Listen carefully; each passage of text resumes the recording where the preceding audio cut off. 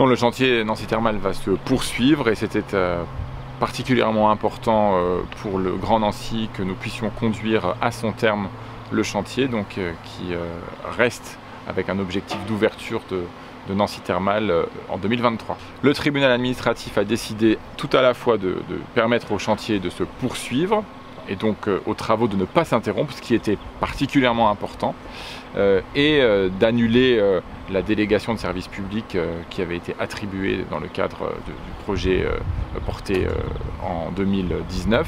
Nous allons donc d'une part continuer à défendre les intérêts des Grands Nancéens, parce que nous considérons que le projet mérite aujourd'hui un autre regard. Donc le Grand Nancy va faire appel et se tiendra prêt, quoi qu'il arrive, et quelle que soit la décision, à faire en sorte que nous tenions le calendrier, l'objectif d'une exploitation à partir de 2023. C'est un projet très important pour le Nancy et le Grand Nancy. C'est un projet structurant qui va renforcer l'attractivité du territoire, qui renoue avec l'histoire thermale de Nancy et qui permet aussi de donner finalement un élan nouveau à la ville, à une ville thermale qui renoue avec ses racines. Donc c'est un projet auquel je tiens et je souhaite maintenant qu'il puisse avoir un parcours juridique totalement sécurisé.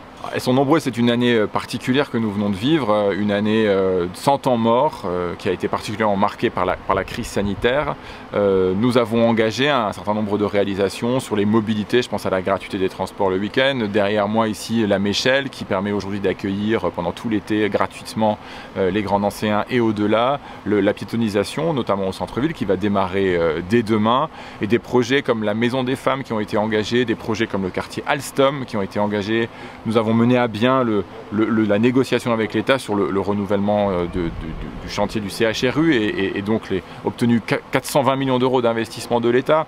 Nous avons lancé le budget participatif qui a eu un grand succès, plus de 450 projets dès la première année, beaucoup de réalisations sur la végétalisation, sur la plantation d'arbres fruitiers, sur la transformation aussi des quartiers, puisque nous continuons à travailler sur la Pépinière, nous continuons à travailler sur Alstom, nous travaillerons sur les rives de Meurthe, nous travaillons sur le quartier de l'hôpital central. Bref, ce sont beaucoup de projets. Et puis aussi l'attractivité commerciale du centre-ville. Nous voulons agir efficacement. Ce sont plus de 80 commerces nouveaux qui se sont installés dans la ville depuis un an. Nous avons échappé pour l'instant d'ailleurs à des vagues de fermeture de grandes enseignes comme Printemps ou Alinéa dans d'autres villes. Et bien Nancy pour l'instant n'est heureusement pas concerné. Nous nous dotons d'outils nouveaux comme le plan de sauvegarde du commerce pour favoriser un commerce de qualité, de proximité. Il y a une attente forte, moi j'en suis convaincu aujourd'hui, que le commerce de proximité retrouve sa force, sa vigueur, soit protégé, qu'on arrête de développer uniquement des enseignes de restauration rapide.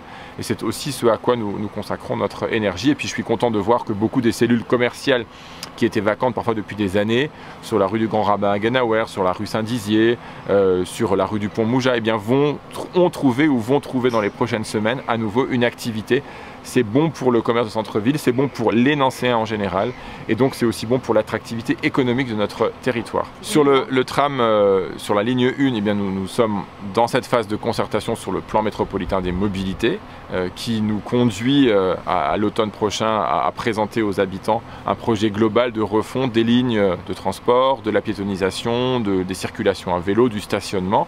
Donc il y aura un renouvellement du matériel roulant, ce ne sera plus un tram, mais la ligne 1 évidemment continuera à sillonner le Grand Nancy et à assurer la desserte du centre-ville, du vélodrome, évidemment aussi la desserte du plateau de Brabois, avec un nouveau matériel roulant que nous présenterons dans les prochains mois et qui sera en service à partir de 2023, c'est-à-dire à partir de la fin d'arrêt du tram actuel qui terminera sa carrière après 22 ans de bons et loyaux, pas toujours très bons, mais loyaux toujours service aux Grands Nancéens.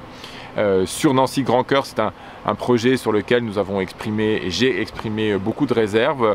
D'abord, nous changeons de notre fusil d'épaule, nous changeons de regard. J'ai souhaité que nous ne travaillions plus avec le même urbaniste. Nous sommes en train de recruter un nouvel urbaniste pour nous aider à travailler sur les 30% du projet qui aujourd'hui ne sont pas encore finalisés. Nous avons mis un terme à plusieurs perspectives de construction d'immeubles de grande hauteur sur le quartier. Il faut que ce soit un quartier plus apaisé, un quartier plus végétal, un quartier pour les familles. D'ailleurs, il faudra des équipements publics, il faudra qu'on arrête aussi l'idée de fermer les écoles du quartier, il faudra là repenser un quartier pour toutes et pour tous, avec un objectif d'ailleurs global sur le territoire du Grand Nancy, de relancer la construction de logements sociaux pour favoriser l'accès du logement dans la métropole au plus grand nombre. C'est une perspective effectivement de généraliser la vitesse limitée à 30 km/h dans toute la ville, une perspective qui avait d'ailleurs déjà été envisagée. Tout ce qui concourt à l'apaisement des déplacements et du trafic sur le territoire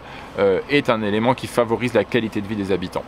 Il y a un grand nombre de rues déjà à 30 aujourd'hui à Nancy, et dans le cadre du plan métropolitain des mobilités, nous envisagerons l'extension effectivement de ces zones 30 dans la ville. Oui, il y a des écoles sans voiture qui vont être organisées dès le deuxième semestre de l'année 2021. Plusieurs écoles de Nancy se sont portées volontaires pour disposer de périmètres sécurisés permettant finalement aux enfants d'arriver en toute quiétude, sans trafic automobile autour des écoles, le matin et le soir. C'est aussi une façon d'apaiser, une façon de faire la ville à hauteur d'enfants, de faire en sorte que Nancy soit une ville à hauteur de ses enfants. C'est aussi un élément important de l'urbanisme du XXIe siècle. La ville d'hier s'est construite autour de la voiture. Elle se construit aujourd'hui et demain avec la voiture, mais surtout autour de ses habitants, quel que soit leur âge. Le plan banc permet de voir un déploiement de dizaines de bancs dans la ville aujourd'hui pour permettre à toutes les personnes, et notamment les plus âgées, de circuler en pouvant se reposer régulièrement, faire des arrêts. L'urbanisme à hauteur d'enfants, c'est notamment favoriser la sécurité autour des écoles et puis faire des espaces publics qui soient plus faciles d'accès pour eux, parce que sécuriser, la piétonisation y concourt aussi beaucoup. Elle entre d'ailleurs en vigueur dès demain. Oui, la sécurité doit être renforcée, c'est un enjeu de vie quotidienne. La propreté de la ville est aussi une priorité. Nous travaillons sur la multiplication des points d'apport volontaires, mais aussi sur un régime de sanctions renforcé pour toutes les incivilités liées aux déchets. Nous renforçons les effectifs de la police municipale pour amener Nancy au standard d'un policier municipal pour 1000 habitants. Nous avons pour objectif demain de faire en sorte que cette ville apaisée, ce soit aussi un engagement fort de tous les habitants, végétaliser les rues oui, mais aussi veiller à ce qu'elles restent propres, renforcer le tri. Nous avons dès le mois de novembre dernier renforcé la capacité de tri des Grands Nancéens, puisque nous avons ouvert la possibilité de trier un plus grand nombre de déchets pour éviter qu'ils soient dans le tout venant et dans les déchets ménagers. Nous renforçons les composteurs de proximité pour là aussi favoriser un meilleur renouvellement de la biodiversité sur le territoire de la métropole et de la ville de Nancy. Nous sommes évidemment aussi dans une logique qui est celle de l'amélioration globale de la qualité de vie des habitants. Ce qui veut dire se déplacer de façon plus sécurisée, ce qui veut dire plus de forces de police municipales sur le terrain, qui sont des îlotiers dans les quartiers, qui sont au contact quotidien.